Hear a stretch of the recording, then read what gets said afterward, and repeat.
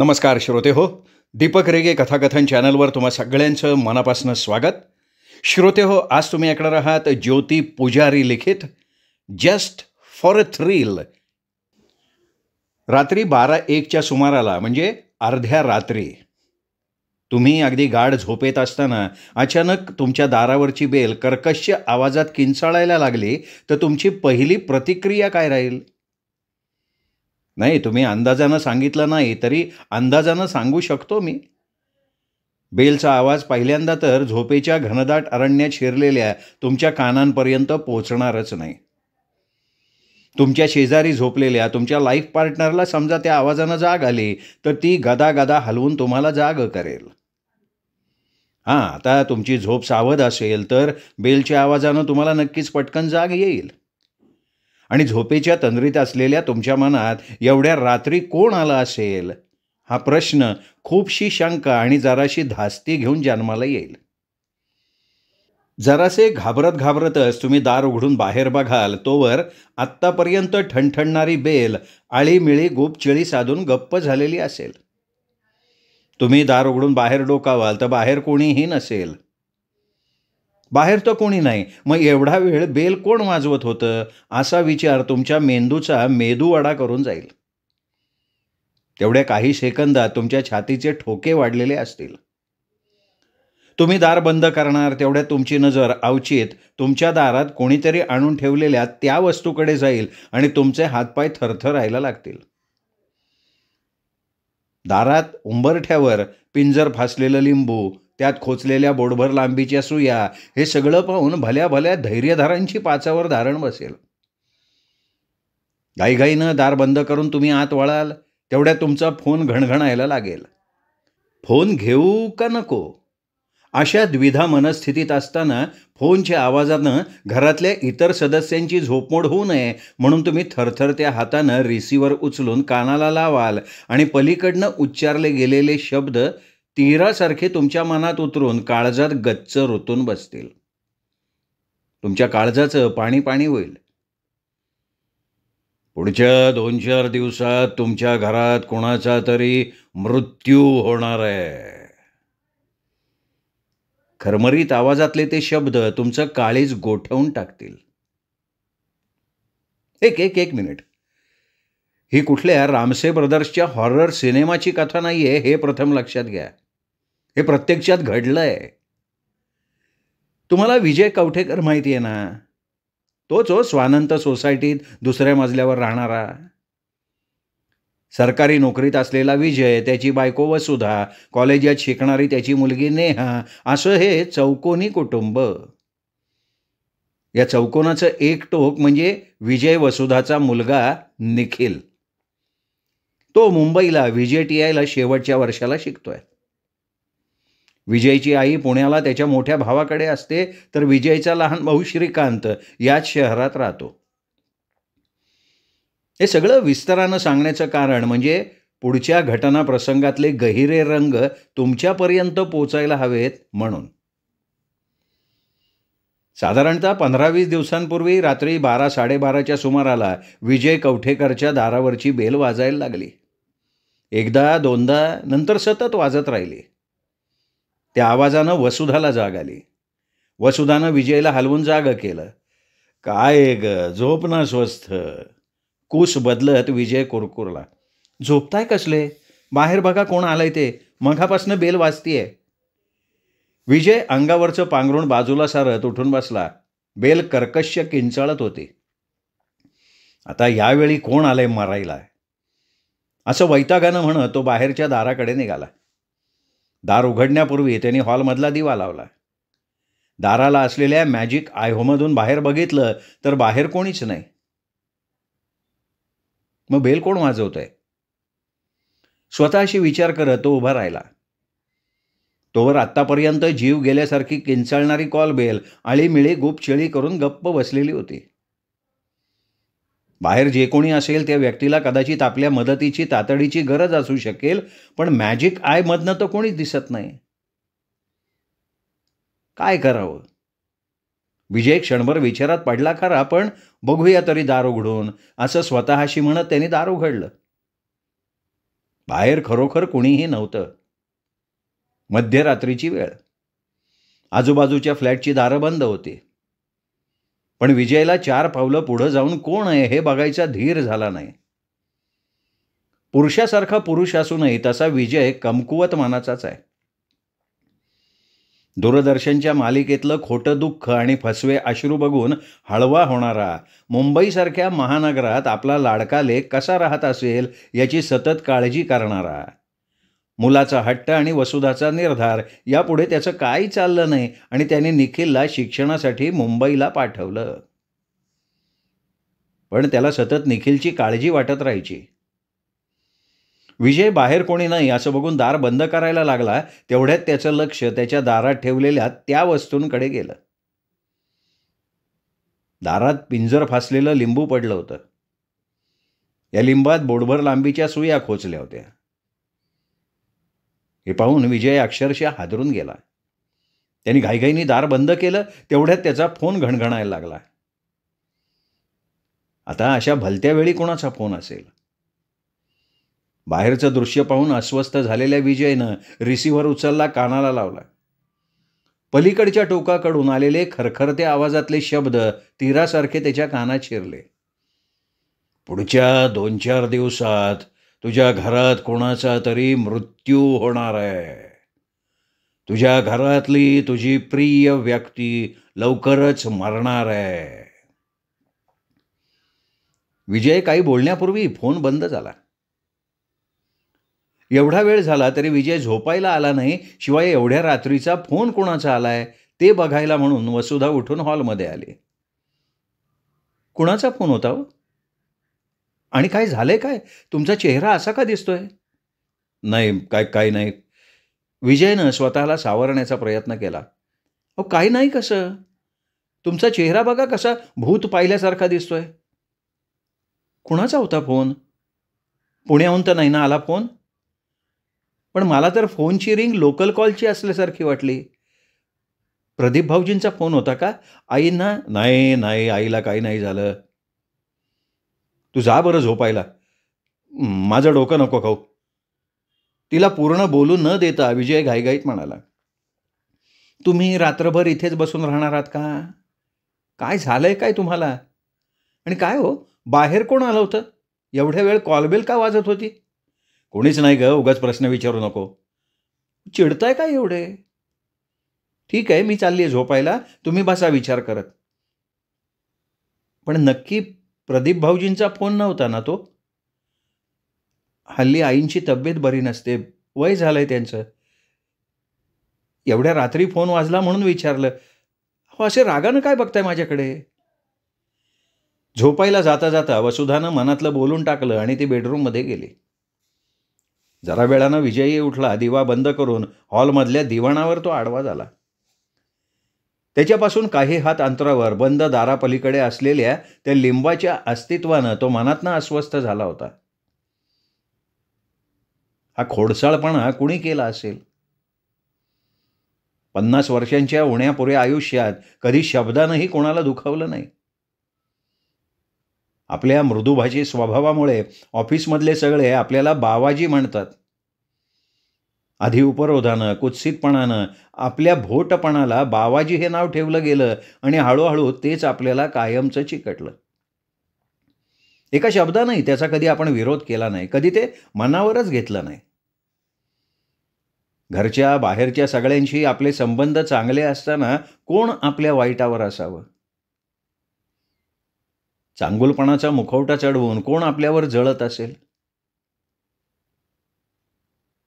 ओळखीचे चेहरे डोळ्यांसमोर आणून प्रत्येक चेहऱ्यावर तो फुली मारत गेला. कोणी अशा अघोरी उपायानं आपल्या नाशाचा मार्ग शोधत असेल यावर त्याचा विश्वासच बसत नव्हता. मग तो फोनवरचा आवाज. थोड्याच दिवसात या घरात मृत्यू होणार अशी मृत्यूची अभद्रवाणी उच्चारणारा तो आवाज. ते शब्द त्याच्या मनात इतके खोलवर रुतून बसले की कोणी आपल्याशी थट्टा केली असेल हे मानायला त्याचं मन तयार नव्हतं. अर्ध्या रात्री कुणी अशी क्रूर थट्टा करेल असा विचारही त्याच्या डोक्यात येत नव्हता. बंद दारापलीकडे पिंजर फासलेली, सुया खोचलेली लिंबू नावाची निर्जीव वस्तू पडली नसून यमाचा दूत मृत्यूचा संदेश घेऊन दारापलीकडे उभा आहे असा त्याला भास व्हायला लागला. कुणाच्या नावे असेल तो संदेश? वसुधा, नेहा, निखिल? नाही, या तिघांनाही काही व्हायला नको. नेहा, निखिल तर माझ्या काळजाचे तुकडे आहेत आणि वसुधाशिवाय जगण्याची कल्पनाही नाही करू शकत मी. मग कोण? गरजच काय? नाव समोर येतंय ते फक्त माझं. नाही, एवढ्यात मरून चालणार नाही. माझ्याशिवाय ही तिघं जगतील कशी? अजून निखिलचं शिक्षण व्हायचंय, नेहाचं लग्न व्हायचंय. परमेश्वरा, हे सगळं खोटं ठरू देत. विचार करून करून विजयच्या मेंदूचा भुगा व्हायची वेळ आली. रात्र उलटून लखलखीत सकाळ समोर येईपर्यंत तो टक्क जागा होता. सकाळी सकाळी दारावरची बेल वाजायला लागली, पण पुढं होऊन दार उघडावं अशी इच्छा विजयला नाही झाली. एकतर रात्रभराच्या जागरणानं आणि विचारानं त्याला उगाचच गळून गेल्यासारखं, आजाऱ्यासारखं वाटत होतं.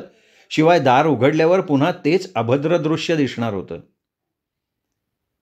त्यापेक्षा डोळे मिटून पडून राहणं बरं असा विचार करत विजय पडून राहिला. बेलच्या आवाजानं जागी झालेली वसुधा हॉलमध्ये आली. एवढा वेळ बेल वाजतीये तरी ऐकायला येत नाही, एवढी कशी गाढ झोप लागते कोणास ठाऊक. विजयकडे बघत कुरकुरत तिने दार उघडलं. दारात शेजारच्या फ्लॅटमधले पाठक उभे होते. त्यांचा जरासा घाबरलेला, गोंधळलेला चेहरा बघून वसुधा त्यांच्याकडे पाहतच राहिली. काय विजयराव, झोपलेत काय अजून? हो, काय झालं? काय झालं म्हणून काय विचारताय? जरा खाली बघा, खाली. तुमच्या दारात कोणी काय आणून ठेवलंय ते बघा. पाठक म्हणाले. वसुधानं गोंधळून खाली बघितलं आणि आपल्या दारात पडलेल्या लिंबू बघून ती हादरली. हे कोणी टाकलं इथे? ती घाबरून किंचाळली. ते मला काय माहिती? नेहमीसारखा दूध आणायला म्हणून दार उघडून बाहेर आलो तर तुमच्या दारात हे पडलेलं दिसलं, म्हणून तुमच्या दारावरची कॉल बेल वाजवली. विजयरावांचं ऑफिसमध्ये कोणाशी भांडण बिंडण? काहीतरी काय बोलताय तुम्ही? त्यांचा स्वभाव कसा आहे हे काही तुम्हाला माहिती नाही का? वसुधा ताडकन म्हणाली. तशीच तरातरा आत येऊन तिने विजयला गदागदा हलवलं. एवढा वेळ त्यांचा संवाद ऐकणारा विजय नाईलाजानं उठला. केव्हा तरी या सगळ्याला तोंड द्यावंच लागणार आहे. उठा, झोपलात काय? दारात बघा आपल्या. ते लिंबू आणून टाकलंय. तिला पूर्ण बोलू न देता विजय म्हणाला. म्हणजे तुम्हाला माहिती आहे? वसुधा आश्चर्यानं म्हणाली. कोणीतरी रात्री ते आपल्या दारात ठेवून गेलंय. म्हणजे रात्री बेल वाजली, तुम्ही दार उघडलं तेव्हा दारात हे बघितलं तुम्ही? हो. विजय उठून दाराशी आला. तेव्हा ना पाठकांच्या मोठमोठ्यांदा बोलण्यानं सोसायटीतल्या 5ही फ्लॅटमधली मंडळी हातातली कामं तशीच टाकून विजय कवठेकरच्या दारात जमली होती. अरे, इकडे माणूस चंद्रावर जाऊन पोचला आणि तुम्ही या असल्या गोष्टींवर कसला विश्वास ठेवताय? कोणाचा तरी वात्रटपणा. उचला ते सगळं, द्या फेकून बाहेर. विजयच्या वरच्या मजल्यावर राहणारे इंजिनियर जोशी गरजले. माणूस जाऊ द्या हो चंद्रावर, पण असले आघोरी उपाय करून माणसं एकमेकांचा काटा काढतात बरं का? त्या जोशांच्या शेजारच्या फ्लॅटमधल्या देव आजी म्हणाल्या खऱ्या, पण वसुधाच्या घाबरलेल्या चेहऱ्याकडे लक्ष जाताच त्यांनी जीभ चावली. अगं, काही होत नाही वसुधा, घाबरतेस कशाला उगाच? कुणीतरी गंमत केली असणार. खालच्या मजल्यावरच्या फ्लॅटमधल्या सानेंची सून वसुधाची मैत्रीण मंजिरीने तिला धीर दिला.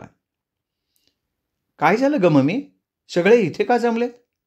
सकाळचा क्लास म्हणून उठलेल्या नेहानंही साऱ्यांचे आवाज ऐकून वसुधाजवळ येत विचारलं. वसुधा काही बोलणार एवढ्यात पाठकांनी परस्पर उत्तर दिलं.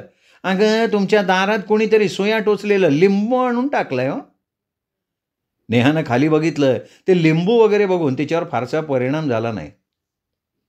मग त्यात एवढी चर्चा करण्यासारखं काय आहे? अगं, ते लिंबू भारलेला असेल तर घरातलं कोणीतरी. काहीतरी बोलू नका हो काका. काका हो, हे असली लिंब बिंब टाकून माणसं मेली असती ना, तर आपल्या देशाच्या रक्षणासाठी सरकारला सैन्याची गरजच भासली नसती. देशाच्या सीमेवर असली भारलेली लिंब ठेवून शत्रूला मारता आलं असतं. थांबा, उचलून फेकते मी ते लिंबू. उगा नसत्या काथाकूट कशाला. नेहा ते लिंबू उचलणार, तोच विजेचा करंट बसल्यासारखा विजय उसळून पुढे आला. त्यांनी नेहाला बाजूला केलं आणि ते लिंबू उचलून तो खाली रस्त्याच्या कडेला असलेल्या कचरा कुंडीकडे गेला. पाहता पाहता ते लिंबू उचललं गेलं, तशी मंडळी ही आपापल्या खुराड्यात परत गेली. जाता जाता प्रत्येकानं न विसरता आपल्या खुराड्याचं दार बंद केलं. उगाच वाहत्या हवेवर स्वार होऊन त्या अघटिताचे क्षण आणि कण आपल्या आखीव चौकटीतनं आत यायला नकोत, अशी लगबग, अशी धास्ती त्या बंद होणाऱ्या दारांनी व्यक्त केली. अहो, तुम्ही का उचललं ते? वसुधा धास्तावून म्हणाली. अगं, नाही तर कोण उचलणार होतं? ती कोवळी पोर पुढे झाली, पण कुणाला वाटलं का ते उचलून फेकावं म्हणून? साले गोष्टी करतात चंद्रावर माणूस गेल्याच्या, आणि मनातनं भीती असते मंत्रतंत्राची. चल, आता विचार करत बसू नको. मला ऑफिस आहे, नेहाचं कॉलेज आहे. विजय वसुधाला धीर यावा म्हणून बोलला खरा, पण मनातनं धास्तावलेला होता. क्लासला निघालेल्या नेहाला हळू आवाजात सनी हळू चालव बर का, अशी सूचना द्यायला तो विसरला नाही. आज रात्री निखिलला फोन करायचा त्यांनी मनात ठरवून टाकलं. पुण्याला फोन करून आईच्या तब्येतीबद्दल विचारायला हवं, हेही त्याच्या मनात आलं. पण परवाच तर निखिलचा फोन आला होता. आज लगेच पप्पांचा फोन म्हटल्यावर काळजी वाटेल त्याला. कशासाठी फोन केला म्हणून विचारलं तर त्याला काय सांगायचं? हे असं घडलं म्हणून फोन केला असं सांगितलं तर तो हसेल आपल्याला. नेहासारखाच निखिलचाही असल्या गोष्टींवर विश्वास नाहीये.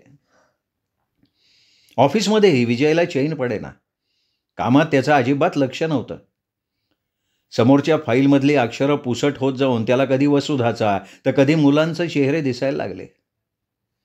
मनात भलभलते विचार धिंगाणा घालायला लागले. भरधाव वेगानं जाणाऱ्या ट्रकनं नेहाच्या सनीला धडक दिली आहे. तिचा छोटा छिन्नविच्छिन्न देह रस्त्यात मध्ये पडलाय. कॉलेजात प्रॅक्टिकल करताना अपघात होऊन निखिल घायाळ झालाय.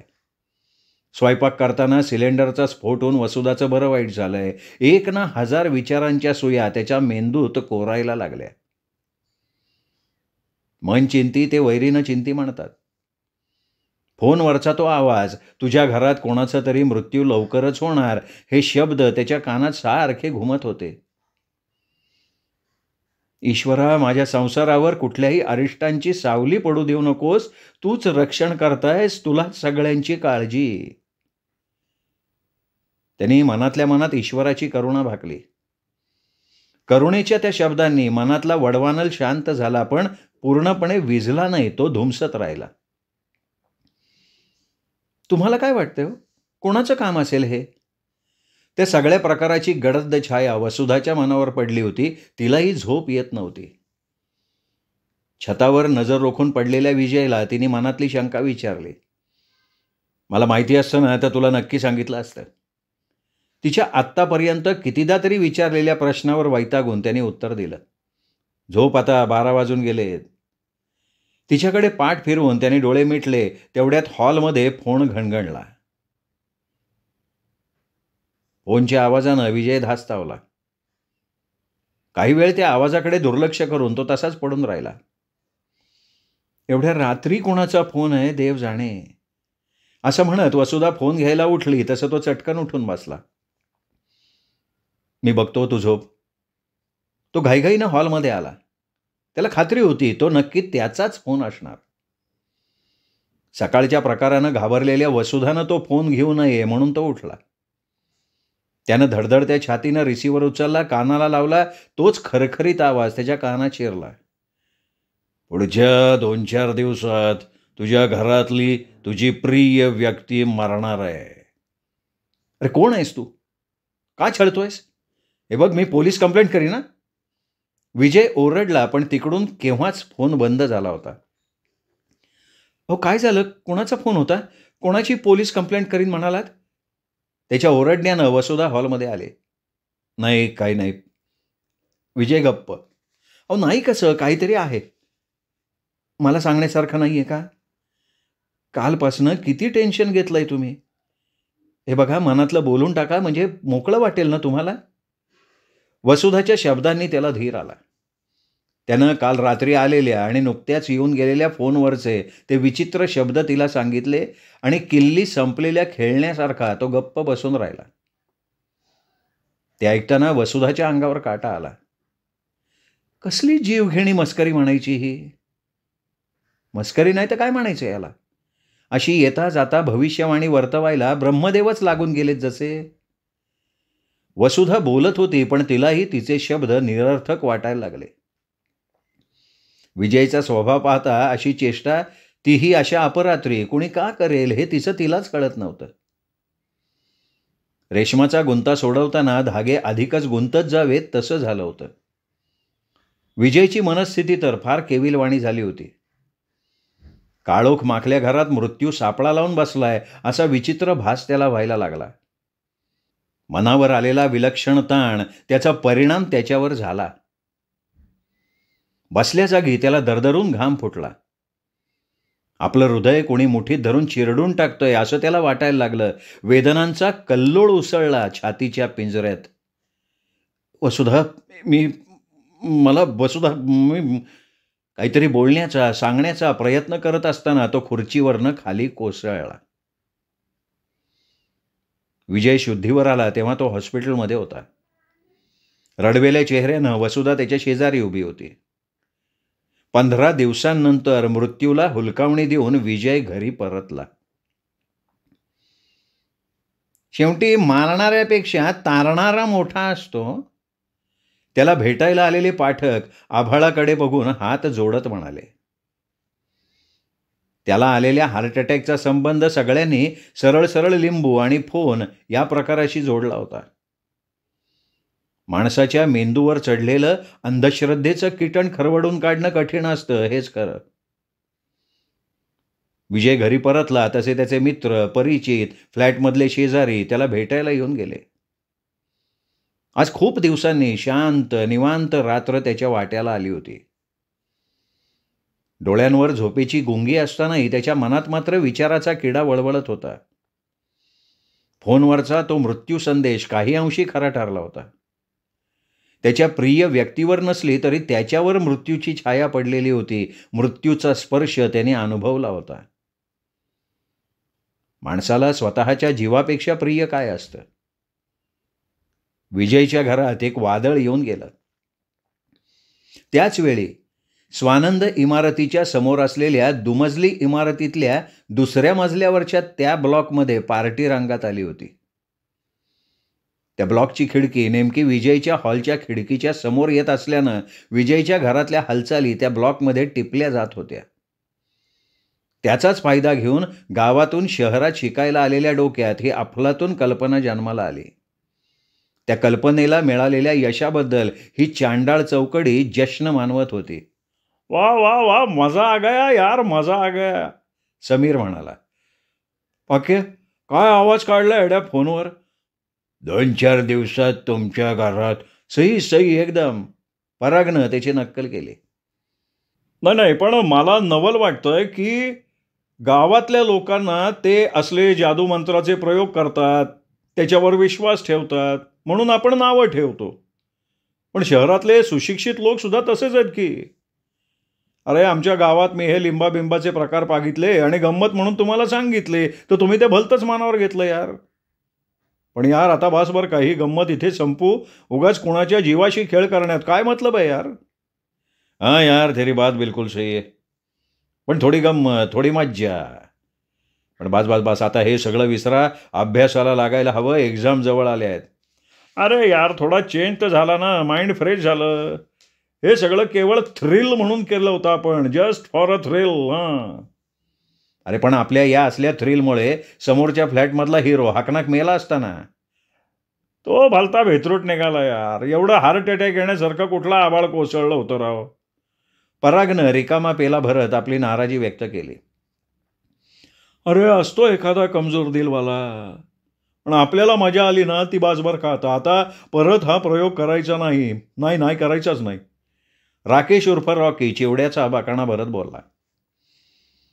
कोपऱ्यात स्टुलावर असलेला फोन, जवळच पडलेली लिंब, सुया, पिंजर स्थितप्रज्ञपणे हा खेळ पाहत होते. कदाचित पुन्हा या खेळाची उर्मी त्यांच्या मनात जागी होईल. कोणाचा तरी फोन रात्री बेरात्री घणघणेल आणि शांत जलाशयाचा तळ ढवळला जाईल. सुखी संसारात वादळ येईल. त्यात कदाचित तुमचाही नंबर असू शकेल, पण लक्षात एवढंच ठेवायचं की तो मृत्यूचा संदेश नसेल, तर वाट चुकलेल्या, आयुष्य म्हणजे खेळ समजणाऱ्या 4 डोक्यांनी केलेली ती फक्त गंमत असेल. केवळ थ्रिल म्हणून केलेली चेष्टा. Just for a thrill. श्रोते हो, ही होती ज्योती पुजारी यांची कथा जस्ट फॉर अ थ्रिल. कथा कशी वाटली हे कमेंट करून लगेच कळवा.